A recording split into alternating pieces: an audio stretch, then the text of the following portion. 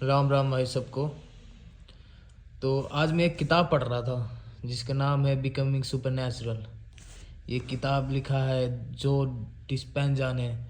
और इस किताब में एक दिमाग कैसे काम करता है और किस तरीके से काम करता है, और अगर हमें एक इंसान को पता चल गया कि उसका दिमाग कैसे काम करता है तो इंसान बहुत कुछ कर सकता है अपने जीवन में। इस किताब में ये बुक मैंने दरअसल कंप्लीट कर चुका और मैंने इसमें एक चैप्टर है blessing of the energy centre. इस चैप्टर में ये बोला गया कि एक ह्यूमन के बॉडी के अंदर मेन 7 चक्र होते मेन 8 चक्र हैं, लेकिन मेन बॉडी के अंदर 7 चक्र होते हैं। और ये चीज़ हमारे हिंदू धर्म में हजारों साल मिलियन साल पहले बताई गई है। यहाँ तक कि अगर आप रामायण देखेंगे मूवी वर्जन, उसके शुरुआत में भी इस चक्रों के बारे में बताया गया। तो एक इंसान के अंदर जो पहला चक्र होता है वो होता है रूट चक्र, जो इंसान के बिल्कुल ही नीचे होता है। रूट चक्र, इसको मूलाधार चक्र भी कहते हैं। इस चक्र को कहा जाता है कि ये चक्र धरती को रिप्रेजेंट करता है। ये चक्र का रंग लाल होता है और ये रूट चक्र है। मतलब जैसे एक पेड़ का रूट होता है, वो कहाँ से उगता है, तो ये एक इंसान का रूट चक्र है।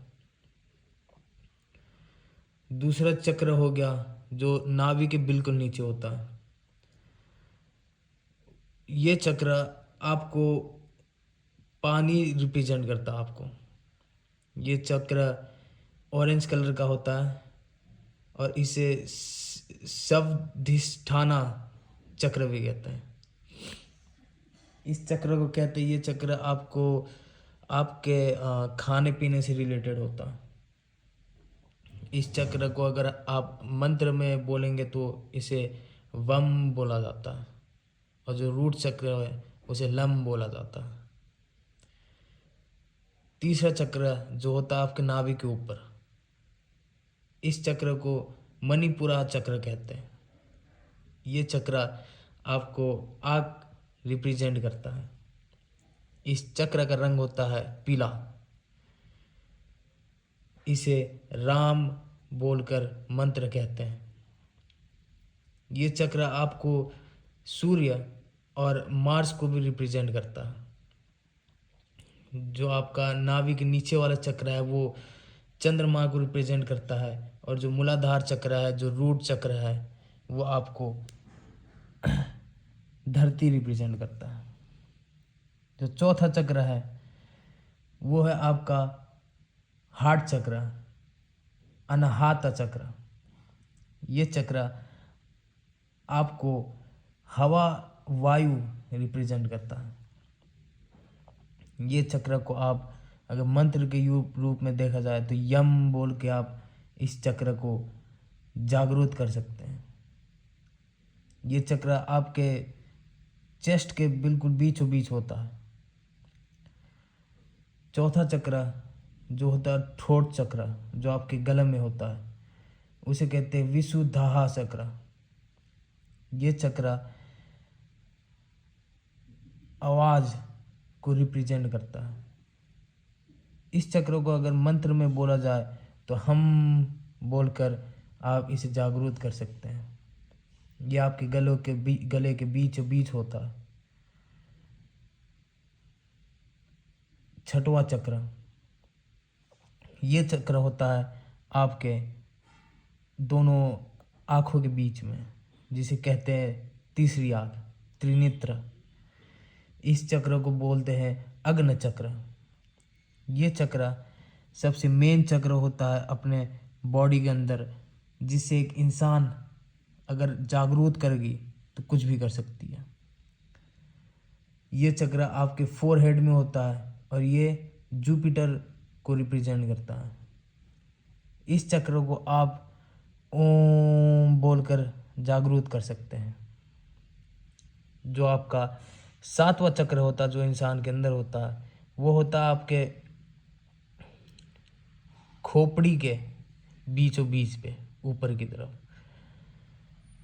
ये जो चक्र है आपका, इस चक्र को सहस्रारा चक्र कहते हैं। ये चक्र आपको सोच रिप्रेजेंट करता है। ये चक्र को भी आप ओम बोल के जागरूक कर सकते हैं। तो ये सारे, और एक और चक्र इस किताब में बताई गई है जो है का। ये चक्र कहते हैं इस किताब के हिसाब से कि आपके सर के 16 इंच के ऊपर ये चक्र होता है, जिससे जो यूनिफाइड फील्ड है, जैसे कि जो अंतर्यामी, जो हमारे बस की बाहर है, हम नहीं देख सकते, नहीं हम उसे छू सकते हैं, तो वहाँ से वो हमें आशीर्वाद देते हैं। अब वो अपने शरीर के थ्रू हमारे अंदर आता है। ये जो 3 चक्र नीचे गए हैं, इस बुक के हिसाब से कहा गया है कि ये सर्वाइवल चक्र है। अगर इन 3 चक्र के अंदर आपकी एनर्जी फंस गई तो आप उन्हीं 3 चीज़ों में फंस जाएंगे, जैसे कि खाना, आपका ईगो, आपका इम्पैशन, कंट्रोल, लैक, पेन, ट्रॉमा, बहुत सारी चीज़ें। और ये जो आपका दिल चक्र है, ये आपका सर्वाइवल चक्र और ऊपरी चक्र से मिलाव कराता है। जो डिस्पेंजा ने वो वर्कशॉप कराते हैं, और उनके वर्कशॉप में ये पता चला कि अगर एक मेडिटेशन से पहले एक इंसान का एनर्जी कैसा होता है और मेडिटेशन के बाद एक इंसान का एनर्जी कैसा होता है, ये रहे उसका एक्सपेरिमेंट का representation. The images on the left show GDV measurement of students' energy center before they started an advanced event. The images on the right shows the changes just a few days later after blessing of the energy center's meditation. Notice the difference in the size and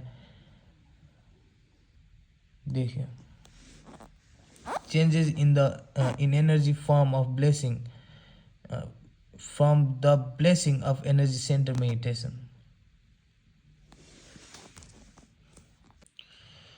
इस किताब में ये भी बताई गई है कि एक मेडिटेशन के बाद एक इंसान का जो ऑरा होता है, जो एनर्जी होता है एक इंसान का, वो कैसे बदलती है और कैसे बढ़ती, कैसे घटती है।